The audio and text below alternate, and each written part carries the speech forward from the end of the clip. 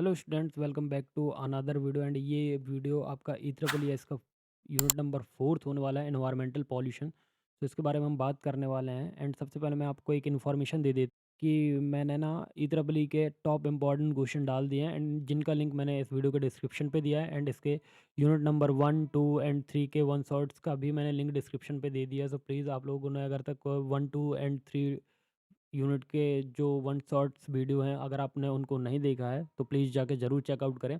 And जो question मैंने आपको टॉप 20 में दिए हैं, मैं उन्हीं के ये आंसर बता रहा हूँ, एंड ये आपका वन शॉट का भी काम कर देगा। चलो वीडियो को स्टार्ट करते हैं। सबसे पहला क्वेश्चन हमारा क्या है? Air water solution, water soil noise pollution and cause बताओ इसके, एंड इफेक्ट बताओ, एंड इनको कैसे कंट्रोल कर सकते हैं। तो सबसे पहले देखो, पॉल्यूशन बताना है, कॉजेज़ बताना है, इफ़ेक्ट बताना है, एंड कंट्रोल बताना है। तो एनवायरमेंटल पॉल्यूशन हमारा यूनिट नंबर 3 है, तो पॉल्यूशन से रिलेटेड है, तो आप समझ गए। तो सबसे पहले हमें बताओ कि पॉल्यूशन का मतलब क्या होता है? मतलब हम एनवायरनमेंट में हार्मफुल सब्सटेंस को लाते हैं, एंड जिस लिए ह्यूमन्स और नेचर के लिए हार्मफुल होता है। जैसे हम अपने लिए बहुत प्रॉब्लम कर रहे हैं कि हम अपने एयर को पॉल्यूट कर रहे हैं, वाटर को पॉल्यूट कर रहे हैं, सॉइल को पॉल्यूट कर रहे हैं, नॉइज़ को पॉल्यूट कर रहे हैं। तो ये हम ही खुद कर रहे हैं, इसके ज़िम्मेदार हम ही हैं। कचरा हम ही नदी के किनारे फेंक के जाते हैं, नदी में पत्थर हम ही फेंकते हैं, नदी में कपड़े हम ही डालते हैं, बहुत सारी चीज़ें करते हैं जो कि ह्यूमन ही करते हैं, अदरवाइज़ और कोई नहीं करते। तो इसके कॉज़ क्या हैं, इफ़ेक्ट क्या हैं, एंड कंट्रोल क्या है? तो चलो सबसे पहले हम बात करते हैं एयर पॉल्यूशन। तो एयर पॉल्यूशन क्यों होता है? सो सबसे पहले मैं आपको बता देता हूँ कि व्हीकल के इमिशन से होता है। जो हमारा गाड़ी चलता है ना, तो उसके इमिशन से होता है। इंडस्ट्री से जो स्मोक निकलता है, तो उससे होता है। एंड बर्निंग फॉसिल फ्यूल से होता है। एंड डस्ट फॉर कंस्ट्रक्शन, जो कंस्ट्रक्शन में डस्ट होती है, उससे होता है। ठीक है? तो भाई इतना ध्यान रखो कि व्हीकल, अगर आपकी गाड़ी से धुआँ आ रहा है तो प्लीज़ उसको सही करवाएँ। Industrial smoke, burning burning fossil fuel and dust from construction. तो ये तो कारण हो गए कि हमें एयर पॉल्यूशन के कारण पता चल गए। तो क्या हम इनको इनसे अब इफ़ेक्ट समझो। सबसे पहले रेस्पिरेटरी डिसीज़ होते हैं, जैसे अस्थमा जैसे आपको बीमारी हो सकती है, खाँसी आ सकती है। एसिड रेन हो गया, ग्लोबल वार्मिंग एंड क्लाइमेट में चेंज मिलेगा आपको, रिड्यूस्ड विजिबिलिटी होगी। तो विजिबिलिटी आपको पता होगी, दिल्ली का एग्जांपल से कंपेयर करूँगा मैं, तो आप विजिबिलिटी समझ पाओगे, ठीक है? तो ये इस पे इफ़ेक्ट पड़ेंगे। अब इसके हम कंट्रोल मेज़रमेंट पे देखें तो पब्लिक पब्लिक ट्रांसपोर्ट का यूज़ कर सकते हैं हम, या तो सीएनजी के व्हीकल्स चला सकते हैं। चिमनी एंड स्कर्ब्स इन फैक्ट्री, हम चिमनी एंड स्कर्ब्स का यूज़ कर सकते हैं फैक्ट्री में। एफोर्शिएशन का यूज़ कर सकते हैं। पॉल्यूशन नॉर्म नॉर्म हो सकता है, पॉल्यूशन नॉर्म्स इन्फोर्समेंट, ठीक है? अब बात करते हैं हमारा भाई वाटर पॉल्यूट कैसे हो रहा है। भाई वाटर पॉल्यूट कैसे हो रहा है? अब देखो, इंडस्ट्रियल इल्फेंट्स फेंके जा रहे हैं, जो कि इफ्लुएंट्स मतलब आपका, आप कचरा समझो। एंड सीवेज डिस्चार्ज किया जा रहा है, ऑयल स्पिल्स किए जा रहे हैं, and pesticides and fertilisers run off. तो देखो, मैं एक चीज़ और बताऊंगा, वाटर कैसे हमारा पॉल्यूट हो रहा है। तो सबसे पहली चीज़ है कि हम कहीं घूमने जाते हैं तो वहीं बॉटल फेंक आते हैं, एंड बहुत सारी चीज़ें हम ही करते हैं, ठीक है? अब इफ़ेक्ट क्या होगा? वाटर बोर्न डिसीज़ मतलब क्लोरा एंड टाइफाइड। अब देखो, क्लोरिया हो सकता है या टाइफाइड हो सकता है, ठीक है? यूरेटे यूटोरिफिकेशन हो सकता है, फिश एंड एक्वेटिक लाइफ की डेथ हो सकती है, ग्राउंड वाटर कंसेमिटेशन हो सकता है, ठीक है? इसके इसके कंट्रोल मेजर समझो, sewage treatment plants, proper disposal of industrial waste, use organic farming techniques, and awareness campaign चलाए जा सकते हैं। तो भाई अवेयरनेस के कैंपेन चलाने से कुछ नहीं होगा, आई थिंक, जो मेरे को लगता है, क्योंकि ये हमें खुद ही इसको सोचना है या समझना पड़ेगा, क्योंकि नुकसान हमारा है।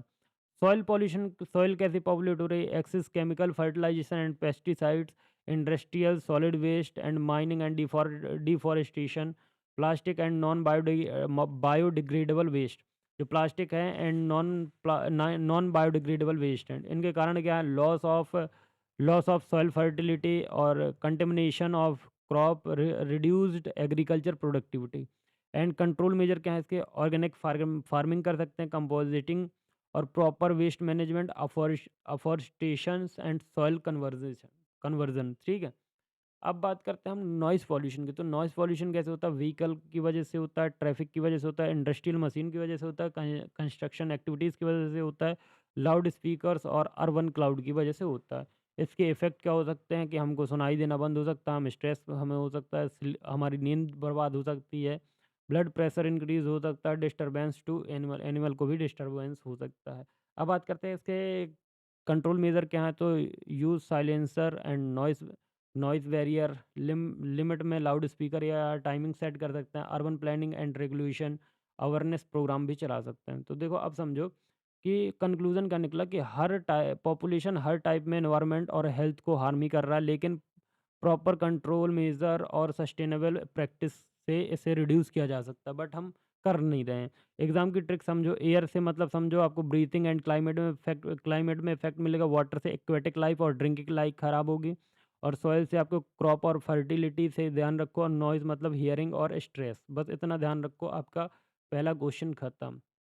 अब आता है marine and thermal pollution, nuclear hazard. तो देखो आप समझो अब जो आपका मरीन पॉल्यूशन है, थर्मल पॉल्यूशन है, न्यूक्लियर हैज़र्ड्स हैं आपके, ठीक। सो देखो मरीन पॉपुलेशन इट मीन्स मतलब ओशियन, सीज और कोस्टल वाटर हो गया। इसमें अपन को हार्मफुल सब्सटेंस का आना मतलब ये मरीन पॉपुलेशन होता है जी। कैसे आता है? ऑयल के स्पिल्स हो गए, शिप से और इंडस्ट्रियल से, और इंडस्ट्रियल का इफ्लुएंट्स और सेवेज डिस्चार्ज हो गया, plastic and chemical waste dumping हो गया, एग्रीकल्चर रन ऑफ हो गया, फर्टिलाइजर और पेस्टिसाइड। इन कारणों की वजह से हमें मरीन पॉपुलेशन देखने को मिलता है, ठीक है। एंड आफ्टर इफ़ेक्ट क्या होता है इससे? डेथ ऑफ मरीन ऑर्गन और bioaccumulation in food chain and coral reef destruction, loss of biodiversity, ठीक है। इसके कंट्रोल मेजर क्या है? इसका कंट्रोल मेजर है proper waste treatment before discharge, oil spills clean up techniques हो सकती हैं, and ban on plastic in coastal area, awareness and regulation, ठीक है। तो अब थर्मल पॉपुलेशन है, तो थर्मल पॉपुलेशन को अच्छे से जानते हैं। तो देखो अब है थर्मल पॉल्यूशन। सो थर्मल पॉल्यूशन क्या होता है कि जब हमारी जो इंडस्ट्रीज़ होती हैं या पावर प्लांट होते हैं, वो अपने हॉट वाटर को मतलब हॉट वाटर या हीट इन्वायरमेंट मतलब हॉट वाटर को हीट इन्वायरमेंट में रिलीज़ करते हैं, तो टेम्परेचर क्या होता है कि राइज़ होता है एंड इकोसिस्टम डिस्टर्ब हो जाता है। देखो समझो, जैसे आप कोई इंडस्ट्रीज़ हो एंड आपने हॉट वाटर को रिलीज़ किया, मतलब हॉट वाटर को बाहर किया, तो हीट हीट एनवायरनमेंट में रिलीज़ कर दिया आपने, मतलब जैसे आपका जो कुछ भी हॉट वाटर है आपने बाहर फेंक दिया, तो उससे क्या होगा कि टेम्परेचर राइज़ होता है, इससे इकोसिस्टम डिस्टर्ब होता है, ठीक है। इसके कारण क्या है? पावर प्लांट्स हैं। सबसे दूसरा कारण क्या है? Factories using water for cooling. अपन जो हमारी फैक्ट्रीज़ हैं, वो वाटर कूलिंग के लिए वो फैक्ट्रीज़ जो हैं वो वाटर को कूल करने के लिए कूलिंग यूज़ करती हैं, एंड न्यूक्लियर प्लांट्स, ठीक है। अब बात करते हैं ऑक्सीजन, इसके इफ़ेक्ट क्या होंगे? देखो ऑक्सीजन सस्टेनेबिलिटी कम हो जाती है, फिश किलिंग और एगल ब्लूम्स हो जाता है, and change in aquatic ecosystem balance, ठीक है।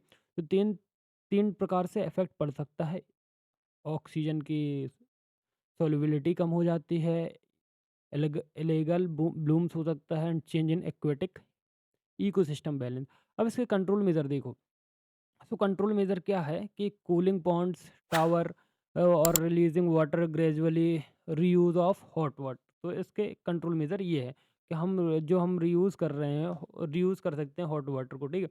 अब आता है थर्ड नंबर पे न्यूक्लियर हैज़र्ड। तो न्यूक्लियर हैज़र्ड का मतलब होता है रेडियो एक्टिव सब्सटेंस को रिलीज़ जो ह्यूमंस और एनवायरनमेंट के लिए डेंजरस। देखो जो हमारे रेडियो एक्टिव सब्सटेंस होते हैं उनको हम रिलीज़ कर देते हैं, जो कि हमारे ह्यूमंस और एनवायरनमेंट दोनों के लिए डेंजरस होते हैं। तो इसके लिए इसके क्या कारण होते हैं जानते हैं। तो देखो सबसे पहले न्यूक्लियर पावर प्लांट के एक्सीडेंट, ठीक है। तो न्यूक्लियर पावर प्लांट एक्सीडेंट सबसे बड़ा कारण है, and improper disposal of radio active waste. तो जो हम सबसे बड़ा दूसरा कारण है वो क्या है? Improper disposal of radio active waste. And तीसरा कारण है न्यूक्लियर वेपन टेस्टिंग। तो जो न्यूक्लियर वेपन की टेस्टिंग होती है ये भी बहुत बड़ा कारण है, एंड इसके इफेक्ट क्या होती है? रेडिएशन स्किननेस हो जाते हैं, genetic mutations and environmental contamination for a year. तो environmental contamination in for a year, death and long term health issues हो जाते हैं। तो ये सारे हमें कारण इफ़ेक्ट होते हैं या कारण हमें झेलने पड़ते हैं। अब आता है कंट्रोल मेजर्स, तो इसको कैसे कंट्रोल कर सकते हैं? Strict safety protocol in nuclear power plant, तो न्यूक्लियर पावर प्लांट पे हम स्ट्रिक्ट सेफ्टी कर सकते हैं, protocols and proper storage and disposal of radio active waste and emergency prepare and international regularisation and monitoring. तो ये सारे चार चार तरीके से हम इसको कंट्रोल कर सकते हैं। अब देखो कंक्लूज़न क्या है, तो कंक्लूज़न हमें क्या निकल गया है कि marine thermal pollution nuclear hazard environment और हेल्थ दोनों के लिए सीरियस थ्रेट्स हैं, लेकिन प्रॉपर टेक्नोलॉजी और रेगुलेशंस से हम इसे कंट्रोल कर सकते हैं, ठीक है। एग्ज़ाम में ट्रिक्स याद रखिएगा कि जो मरीन आए तो वाटर कंटमिनेशन समझना, थर्मल आए तो थर्मल को कैसे याद रखना, वाटर प्लस टेम्परेचर राइज से, एंड न्यूक्लियर से रेडिएशन हैज़र्ड। तो इस तरीके से आप इनको याद रख सकते हो।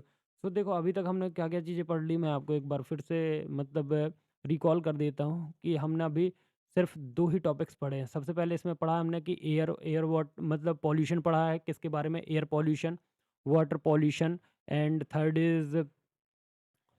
Is soil pollution, and fourth is noise pollution, ठीक है। तो ये पढ़ा, एंड हमने सेकंड क्वेश्चन क्या पढ़ा, marine and thermal pollution nuclear hazard. तो इसमें हमने मरीन पॉल्यूशन पढ़ा है, एंड थर्मल पॉल्यूशन पढ़ा है, एंड न्यूक्लियर हैज़र्ड पढ़ा है। तो अभी हमने दो क्वेश्चन कंप्लीट कर लिए।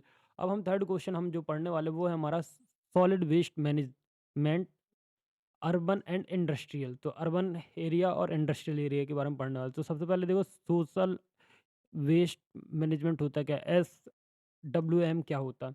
तो सॉलिड वेस्ट मैनेजमेंट का मतलब है हर टाइप का सॉलिड वेस्ट का कलेक्शन। देखो यहाँ पे हर टाइप का सॉलिड वेस्ट का कलेक्शन होगा, सेग्रीगेशन, ट्रीटमेंट और डिस्पोजल इन एनवायरमेंटली सेफ मैनर। देखो ध्यान से समझना कि आपके पास सॉलिड वेस्ट मैनेजमेंट का मतलब समझो पहले।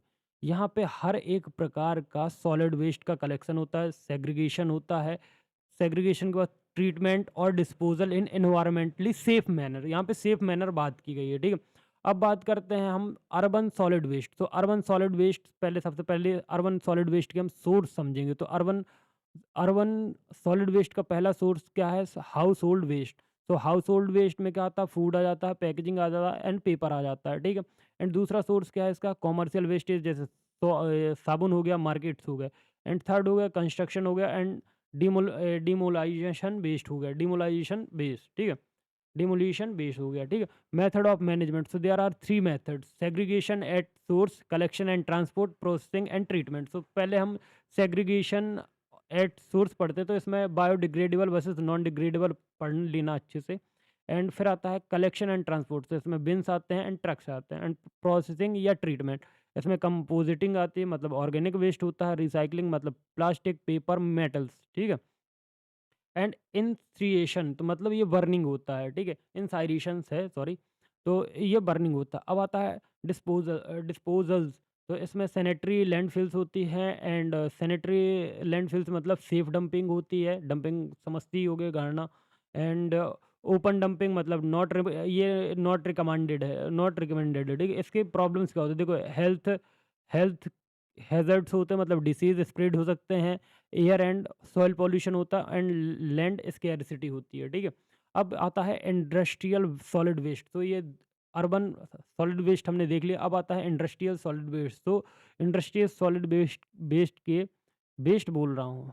तो सॉलिड वेस्ट के चार सोर्स है, पहला है मैन्युफैक्चरिंग प्लांट्स, सेकंड है केमिकल फैक्ट्रीज, थर्ड है अपना power plants, and mining activities. So there are four sources of industrial solid waste. First is manufacturing plant, second is chemical factories, and third is power plant, and fourth is mining activities. तो इसके type क्या होते हैं, इसके दो type होते हैं। हैज़र्डस waste मतलब केमिकल या हैवी मेटल। दूसरा होता है नॉन हैज़र्डस वेस्ट, ये पैकेजिंग और स्क्रैप में यूज़ किया जाता है। अब मैनेजमेंट मेथड क्या है इसके, देखो रिड्यूस कर सकते हो, रीयूज़ कर सकते हो, और रिसाइकिल कर सकते हो, 3 रुपीज़ पर। ट्रीटमेंट में समझो केमिकल, सबसे पहले फिजिकल समझो, सब फिजिकल में आता है स्क्रीनिंग और फिल्ट्रेशन। केमिकल में आता है आपका न्यूट्रलाइजेशन, एंड बायोलॉजिकल आता है आपका कंपोजिटिंग फॉर ऑर्गेनिक बेस। तो ये आपके मैनेजमेंट मेथड का ट्रीटमेंट है, ठीक है। सेफ डिस्पोजल मतलब हैज़र्ड्स वेस्ट मतलब सिक्योर्ड लैंडफिल और इंसिनेशन सिक्योर्ड लैंडफिल मतलब हम लैंडफिल सिक्योर तरीके से लैंड को फिल कर सकते हैं। नॉन हैज़र्ड्स मतलब रिसाइक्लिंग और लैंडफिल, ठीक है। अब इसकी प्रॉब्लम्स क्या हैं? Toxicity, soil and water pollution, air contamination and human health risk. तो ये 3 तरह की प्रॉब्लम होती हैं, toxicity and air contamination and human health risk. तो इसका कंक्लूजन समझो, कंक्लूजन क्या है कि इफेक्टिव सॉलिड वेस्ट मैनेजमेंट मतलब अर्बन एंड इंडस्ट्रियल, ये प्रोटेक्ट करता है एनवायरनमेंट को, प्रिवेंट करता है disease and ensure sustainability use of resources. तो अब मैं एक एग्जाम ट्रिक बताता हूँ। अर्बन मतलब आप याद रखो household plus city waste equal to composed या रिसाइकिल, ठीक है। एंड इंडस्ट्रियल से समझो आप फैक्ट्री प्लस हैजर्ड्स मतलब ट्रीटेड, रिसाइकिल और सिक्योर डिस्पोजल। तो ये आपके 2 चीज़ें हैं। अब हमने अच्छे से जान लिया। अब हमारा जो नेक्स्ट है वो है डिज़ास्टर मैनेजमेंट। जैसे आपका फ्लड्स हो गया, साइक्लोन हो गया या अर्थक्वेक हो गया या तो आपका लैंडस्लाइड्स हो गया। तो अब इसके बारे में हमें जानना है। तो सबसे पहले हमें डिज़ास्टर मैनेजमेंट में देखो हमें 4 चीज़ें जाननी है। डिज़ास्टर मैनेजमेंट में फ्लड्स क्या होते हैं, साइक्लोन क्या होते हैं, अर्थक्वेक क्या होते हैं एंड लैंडस्लाइड्स क्या होते हैं। तो सबसे पहले हमें जो जानना है वो है, पहले हम जानेंगे कि हमें डिज़ास्टर मैनेजमेंट का मतलब ही नहीं पता तो आगे क्या पढ़ेंगे। तो डिज़ास्टर मैनेजमेंट का मतलब होता है प्रैक्टिकल स्टेप्स और प्लानिंग जो नेचुरल नेचुरल या मैन मेड डिज़ास्टर के इम्पैक्ट को रिड्यूस करते हैं और ह्यूमन लाइफ को प्रोटेक्ट करते हैं। देखो डिज़ास्टर मैनेजमेंट का सीधा मतलब मैं आपको ये बताता हूँ कि डिज़ास्टर मैनेजमेंट का मतलब ये है कि हम प्रैक्टिकल और प्लानिंग के साथ, देखो प्रैक्टिकल स्टेप्स होंगे और फुल प्लानिंग होगी जो नेचुरल या मैन मेड डिज़ास्टर के इम्पैक्ट से रिड्यूस करते हैं और ह्यूमन की लाइफ को प्रोटेक्ट करते हैं। बस इतना समझ लो आप। सीधा सीधा है कि ह्यूमन की लाइफ को प्रोटेक्ट करना है, ठीक है। फ्लूड्स समझो, फ्लूड्स के कारण क्या होते हैं? देखो या तो हैवी रेनफॉल होगी। देखो 4 कारण मैंने यहाँ पर लिखे हैं। तो अरे क्या हो गया, माउस को क्या हो गया? तो फर्स्ट कॉज़ क्या है इसका? हैवी रेनफॉल होगी या तो मानसून होगा, ठीक है। दूसरा है ड्रेनेज, आपका पुअर ड्रेनेज होगा या ब्लॉक्ड रिवर होंगे, ठीक है। फिर आपका डिफॉरेस्टेशन होगा या तो डैम फेलियर होगा। तो देखो हैवी रेनफॉल होगी तो आपका मतलब बाढ़ से आप बह जाओगे, मर जाओगे, ये हो जाएगा, ठीक है। पुअर ड्रेनेज मतलब आपका ड्रेनेज पुअर होगा या रिवर ब्लॉक्ड होगी तो उससे भी प्रॉब्लम है। डिफॉरेस्टेशन से भी प्रॉब्लम है। डैम का फेलियर हो गया तो उससे भी प्रॉब्लम है, ठीक है। अब इससे इफेक्ट क्या होगा? देखो सबसे पहले इफेक्ट क्या होगा कि आपकी प्रॉपर्टी जो होगी, आपको आपकी प्रॉपर्टी डैमेज हो जाएगी। दूसरा क्या होगा? लॉस होगा आपकी लाइफ का और आपकी फसलों का, ठीक है। और वाटर ब्रॉन डिसीज होंगे, वाटर से जो डिसीज बॉर्न होते हैं वो होंगे। अब इसके कंट्रोल मेजरमेंट समझो कि construction of dam and leaves, ठीक है। So construction of dams and leaves and proper drainage system बनाओ भाई, और फ्लड वार्निंग सिस्टम बनाओ और एवैक्यूएशन प्लान्स बनाओ, ठीक है। इवैक्यूएशन प्लान्स बनाने पड़ते हैं अपन को, ठीक है, कि भाई हाँ ये हो गया वो हो गया। अब सेकंड है हमारा साइक्लोन। सो साइक्लोन क्या है? साइक्लोन के 3 कारण है। Low pressure system over ocean. देखो मतलब आपका low pressure system over ocean मतलब आप ये समझो कि आपका जो ओशियन है उसका मतलब जो आपका नेचर नेचर का लो प्रेशर है ओवर ओशियन, ठीक है। तो आप समझो वार्म सी सरफेस टेम्परेचर मतलब वार्म सी सरफेस टेम्परेचर पे आ जाती हैं एंड हाई ह्यूमिडिटी मतलब गर्मी बहुत ज़्यादा बढ़ जाती है, ठीक है। इफेक्ट समझो, स्ट्रॉन्ग विंड्स या हैवी रेन के चांसेस होते हैं, कोस्टल फ्लूडिंग होती है, distraction of houses and crops, आपका घर का या फसल का डिस्ट्रैक्शन हो जाता है। कंट्रोल मैनेजमेंट समझो इसके क्या है? Cyclone shelters and early warning system बनाओ, coastals embankments and evacuation of vulnerables area, जो आपके इवैक्यूएशन और वल्नरेबल एरियाज़ हैं वहाँ पे, ठीक है। ये इसके कंट्रोल मेजरमेंट। अब आता है अर्थक्वेक। अर्थक्वेक के 3 मेजर कॉजेज़ हैं।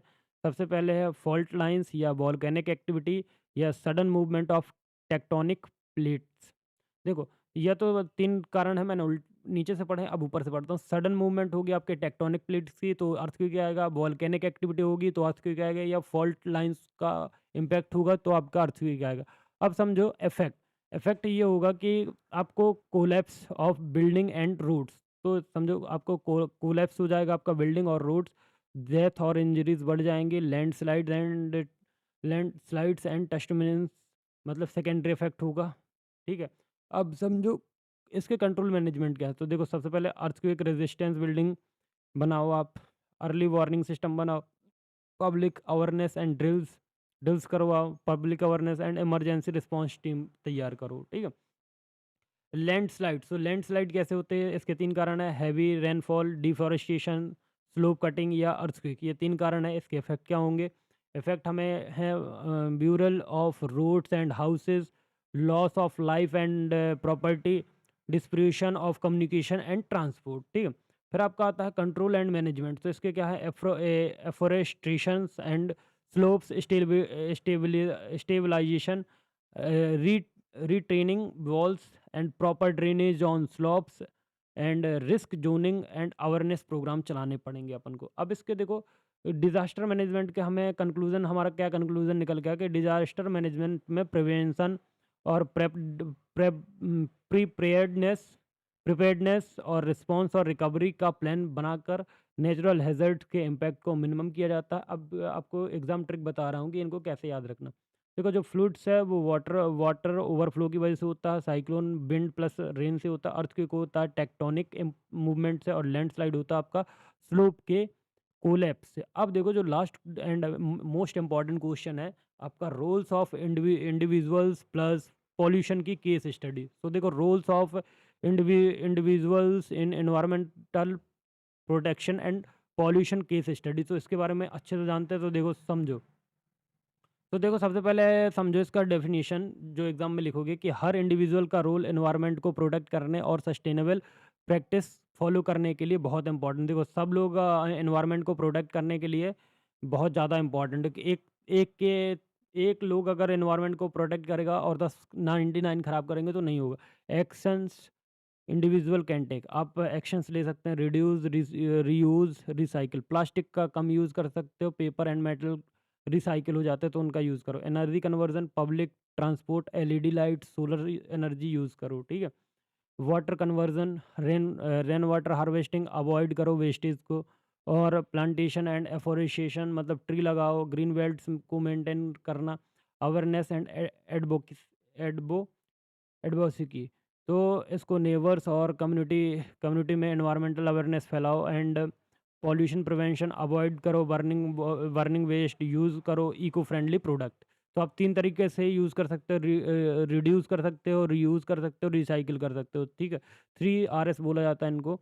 एंड एनर्जी कन्वर्जन और water conversion, plantation and afforestation, and awareness और पॉल्यूशन प्रिवेंशन। तो अब आता है पॉल्यूशन की केस स्टडी। तो देखो पॉल्यूशन केस स्टडी में बताता हूँ आपको, भोपाल का गैस का ट्रेजेडी इन 1984।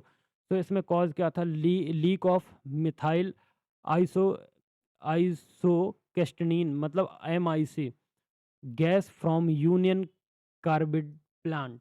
इसका इफेक्ट क्या हुआ था कि 3000 प्लस डेथ हुई थी, 1000 इंजरीज हुई थी, लॉन्ग टर्म हेल्थ प्रॉब्लम हुई थी। लेसन क्या मिलता है कि इंडस्ट्री को सेफ बनाओ, प्रॉपर वेस्ट हैंडलिंग करो, इमरजेंसी प्रेपनेट्स बनाओ, ठीक है? अब सेकंड बताता हूँ आपको, ये न्यूक्लियर डिजास्टर हुआ था 1996 में, और ये इसका कारण क्या था? Nuclear reactor explosion in Ukraine. Effect क्या होता है? रेडिएशन एक्सपोजर हुआ था, डेथ एंड जेनेटिक डिफेक्ट हुआ था, एनवायरमेंटल इफेक्ट हुआ था, ठीक है? एंड लेसन क्या है कि स्ट्रिक्ट न्यूक्लियर सेफ्टी प्रोटोकॉल हो और मॉनिटरिंग हो भाई बहुत अच्छे तरीके से। अब आता है ग्रेट सॉम ऑफ लंदन। तो इन 1952 में आपको ग्रेट सुमोंग ऑफ लंदन हुआ था। इसमें burning coal in winter, dense smoke, smoke तो समझते होगा ना, धुआं। 1000 died due to respiratory problem, सांस लेने में problem, air quality regulations and clean fuels uses. अब आता है मिनेमेटा डिसीज जापान, ठीक है? तो इसमें क्या होता है? Mercury poisoning from industrial water waste water. And इसका इफेक्ट क्या होता है? Neurological disorder, death in humans and animals. इसका लेसन क्या है कि प्रॉपर इंडस्ट्रियल इफ्लुएंट्स ट्रीटमेंट होना चाहिए। अब ये देखो कंक्लूजन क्या निकलता है कि आपका जो इंडिविजुअल रिस्पॉन्सिबिलिटी है और रिस्ट्रिक्ट पॉल्यूशन कंट्रोल मेजरमेंट है वो आपको दोनों एनवायरनमेंट और ह्यूमन के डेथ को प्रोटेक्ट करते हैं। और पास्ट डिजास्टर से हमें बहुत सारा सीखने को मिलता है, ठीक है? तो सीख लेनी चाहिए। एंड आपको मैंने सारी चीज़ें पढ़ा दी हैं, तो ये हमारा यूनिट नंबर 4th का वन शॉट वीडियो है। आई होप आपको वो समझ में आ गया होगा। तो मिलते हैं अब नेक्स्ट यूनिट के साथ। एंड अब एक वीडियो और डालूंगा मैं यूनिट 4 के बाद, 5th यूनिट होगी, एंड उसमें हम पढ़ाएंगे social issues and environment. And उसके बाद मैं एक वीडियो डालूंगा कि EEES में आपको कैसे लिखना है एंड कैसे आप अच्छे मार्क्स ला सकते हो। So thank you, I hope video पसंद आया होगा, so please do like, subscribe and share. Thank you.